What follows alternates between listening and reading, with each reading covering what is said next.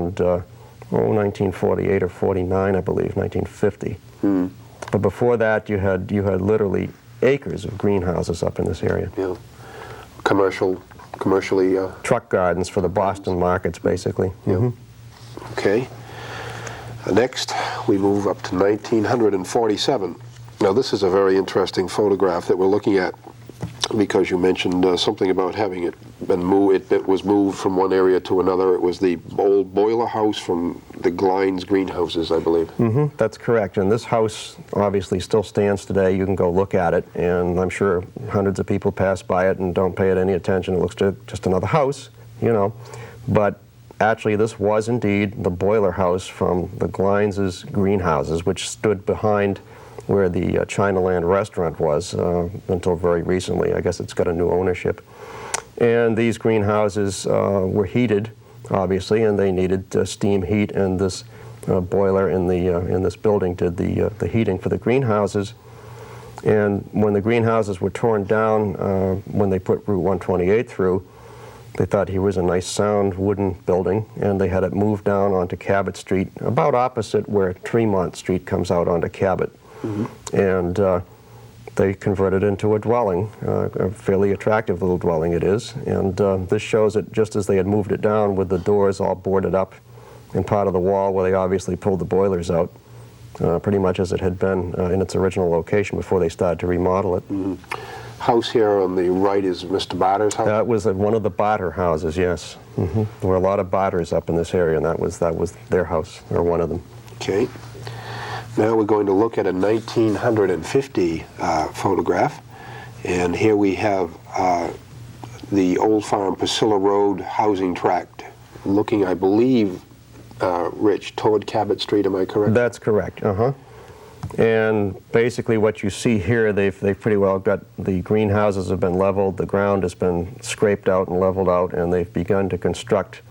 Some of the houses on this, I believe, would be Priscilla Road. Old Farm Road is more to the left. This would be what is now Priscilla Road. And you can see the back of the barn right in the center of the photograph that stood behind the Conant Chipman house on Cabot Street. That I don't believe is there any longer, but that was there for years. And of course, early on, this would have been all land out behind the Conant Chipman house that I'm sure was pasture land, and that barn was connected to that. Now, Ralph Smithson developed in here? That was a Smithson development, that's correct. He did a lot of the developing in that area, and also over behind the Brown School, and up behind Cherry Hill on MacArthur Road in that area. So between the Smithsons and the Campanellis, they had it pretty well covered. A lot of the houses. A lot of land disappeared. Next, we come up to 1960, and this is entitled Skating on Brown's Meadow, Rich. And Brown's Meadow is something I'm sure nobody's heard of. Actually, it was called Porter Brown's Meadow after someone who lived there years and years ago.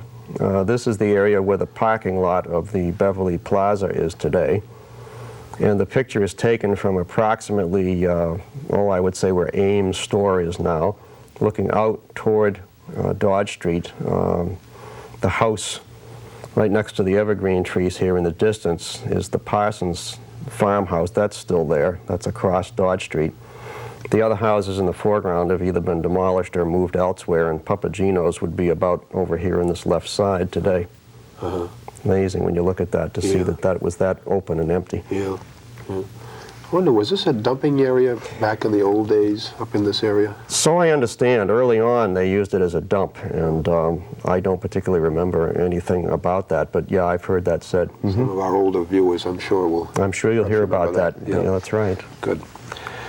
Next, we're going back to 1934.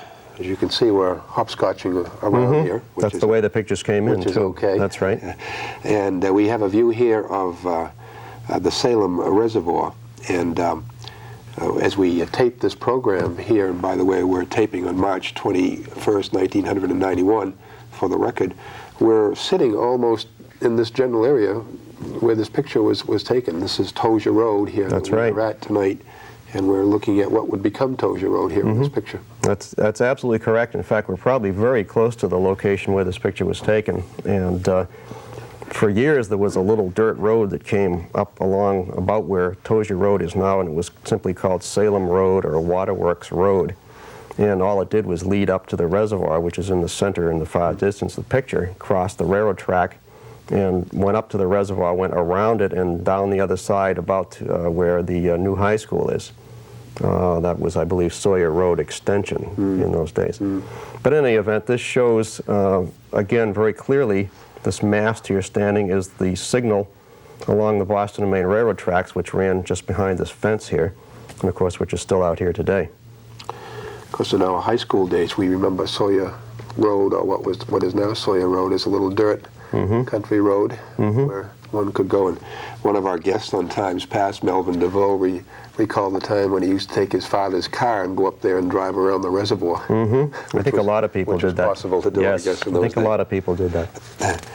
1939, cows coming back from Norwood's Pond, I believe.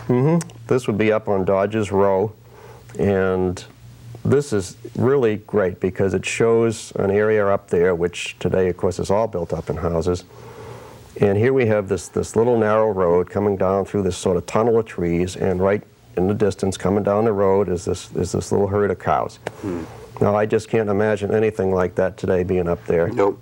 No, indeed. And I don't think anyone that's lived here less than 30 or 40 years can imagine it either.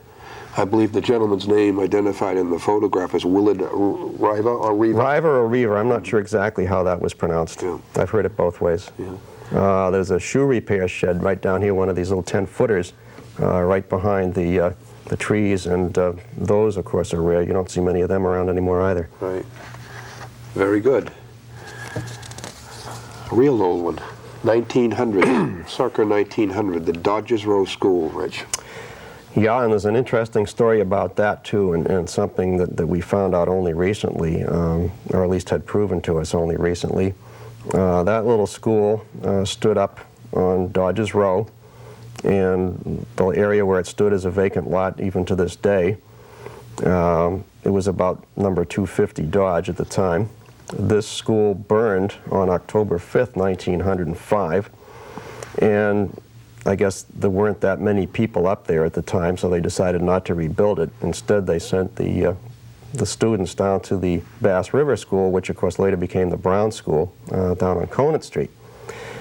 And the interesting thing about the school is that although it burned, it didn't burn to the ground. It just sort of burned the inside, but the main frame and most of the walls were left standing and apparently were fairly sound.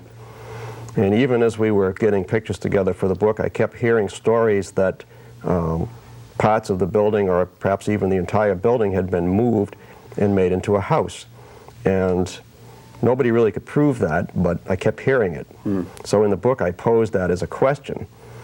Well, fairly recently, within a year or so, I think, of this present day, somebody came to me and they said they live in the house that was indeed built from the remains of that school, and if I wanted to come up and get on solid, we could look, and he'd show me the beams overhead that still had scorch marks on them.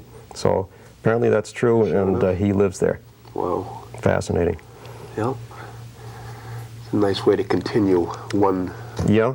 era. It ties it in directly to this. Sure. That's correct. Yeah. Well, we're going to jump 65 years ahead now to 1965, and here we are up at Cherry Hill Farm, which I'm sure has fond memories for many folks out there. Oh, I'm sure it does. And again, these are color views, and we're indebted to Paul Larkham of Beverly, who loaned us these pictures. And I don't know about everybody else, but by golly, when we were kids, this was a great place to go. We had more fun up there, and I don't mean just going up with the family on a Sunday, but just going up there. It was close enough you could walk over there or take your bicycle and go over there and play around those barns and play around out in the fields and just have a great time. Yeah. And I was very, very sad, as I'm sure most people were, when Hoods decided to give that farm up. But even sadder when it was let go after they gave it up and vandals were allowed to destroy it. Very sad. You compare this with, say, Brooksby Farm in Peabody and what that has become. This could have been the same thing. And I feel Beverly lost a tremendous opportunity to have a great recreation area. They sure did.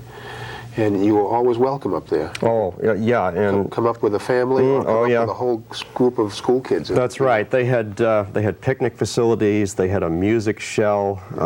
They had demonstrations of how they milked and took care of the cows. They had a milk processing plant right actually on the site, pasteurizing, and you could look through big glass windows and see all the bottles. This was when they still had the glass bottles, moving along conveyor belts and the bottle capping machines, and it was fabulous, and kids would just love it. And you could get ice cream there. They had a lovely ice cream stand. It was so educational and just a wonderful, wonderful place. Then we could take a walk out back and look at Beverly Airport. And That's correct. we were lucky to see a plane or two come in. Yeah, and some of them came in pretty low too over that farm. Yeah. Yeah. Yeah. I did. Good. Okay, 1965 again, and we're still at Cherry Hill Farm here. Yeah, these are some of the peripheral buildings that maybe the public didn't see. This was kind of around back, and you had to kind of poke around, but nobody seemed to bother you much if you did things like that. And you see in one of the pictures the water tank that was up there that supplied water to not only to the farm buildings, but to the farm workers whose residence homes were up there and back. There's another shot showing one of the sheds and an old farm tractor parked outside. And one of the general scenes looking at some of the barns and the trees in the background by the picnic area. And as we said, they never seemed to mind where you went. You could mosey into a barn or... People didn't raise the devil in those days like they do now, and so consequently where you'd get thrown out of a place today simply because they expected you to be in there doing something bad. Back then, that wasn't the way things were. True. And I think the whole attitude of people has changed today. You're not welcome anywhere. True. What was... the reason, do you think, hoods did move away? Was it financially for them not to? Yeah, I believe it was not self-supporting. It was done strictly as a tax write-off, I think. In the early days, I guess Mr. Hood himself did it as a hobby. Harvey. That's right, H.P. Hood. And later on, it simply became a show place, and I'm sure they used it as a tax write-off, but it was not self-supporting. They could not raise on the property enough hay, for instance, to support the herd of cows. They had to bring it in from outside, things like that, and I'm sure that's what finally did it in. Costs were rising. And yeah, and there was no admission. I mean, you went in there, it didn't cost you anything to go in. They weren't getting, I would rather have seen them charge an admission and keep it open. Sure. I think it would have been a smart thing to do, but for whatever reason, it's gone now. Okay. Now we're going back to an earlier view of the farm. This is Cherry Hill, sometime after a 1914 fire. Rich. These were the original barns up there apparently when Mr. Hood had it, and one of the crops I guess they raised up there, from what Mr. Barter told me in the interview in the book, was onions, and they used to have kids come and cultivate and pick onions and so forth, and probably some of the other vegetables that they raised up there. Back at the turn of the century. But yes, these were the old original barns, and of course I never remember seeing anything like that. They were the new stucco buildings that were there when we went up there as kids. Okay, now we're going to move just 2 years ahead here from 1914 to 1916, and we see a Model T parked in front of probably about 77 Conant Street, according to the ID here. That's right, and this would be at the base of Cherry Hill, looking up toward the crown of the hill. Conant Street would be out of the picture to the left. And this is just a great picture of a family about to set out on a Sunday afternoon drive in the old Ford Flivver, as so many people did in those days. And driving then was an adventure, you have to remember. And you can see they've got the spare tire slung on the side there, and there's probably one on the other side. And it wouldn't be unusual to have one or two blowouts just on a Sunday afternoon ride. And this was the Hay family, Kenneth Hay, Thelma Hay, driver is Homer Hay, and then Mrs. Dana Hay and Mrs. Homer Hay in the back. And so it's a whole family, and they're out and they're ready for an adventure, and by golly, they probably had one. We're looking at Cherry Hill in the background. That's correct. Okay. And here we have one of the unfortunate fires that from time to time would take place up there. You'd read in the newspapers every once in a while one of the barns would go up. Yep. This one has no date to it, so we'll just allow it as one of the barn burnings up there. That, I believe, was one of the ones that went up after Hood gave it up and when the Vandals began to get at it. And unfortunately, it was quite far removed. It was off by itself, and I don't think there was much surveillance up there. And little by little, it went in fires. And this is one of them. I'm not sure what the date was. Really doesn't matter. It's just a very sad thing that they ended up this way. Yeah. Yeah. I was up there recently. There was just an old milk crate sitting up there in the weeds. Still said H.P. Hood on it. One last remembrance. One last remembrance, and a bunch of old stoves and refrigerators somebody dumped up there. It's pretty sad. Okay, now we're going to move to a slightly different locale. We're going down to Foster's Corner. This would be about the middle, well, sometime in the 1940s, we'll say, Rich. This is right at the corner of Dodge and Cabot Street, McKay Street area. That's correct. And although it's changed greatly, there are certain things that are sort of still there. Obviously, the fire station, which is in the extreme right corner here, is still there. In the center distance is a gas station, which today there's still a gas station there. And we basically have tried to focus on this area because this was like the hub of North Beverly at that time. And it sort of still is, but now you've got the shopping plaza further up the street. You've got Enon Street with the strip malls up there. But even now, you've got this area which has developed more, and I think in the next few pictures we'll see how that sort of came about. And the reason it was called Foster's Corner is because Horace Foster had a store which was over where Henry's Market is now, so that at the turn of the century it simply became known as Foster's Corner because of that store. Today, nobody remembers it as such, I'm sure. I don't notice as I go by, but you tell me there's still a bench out there. I think people, yeah, people still wait there for the bus, as they used to from early on when there were horse cars.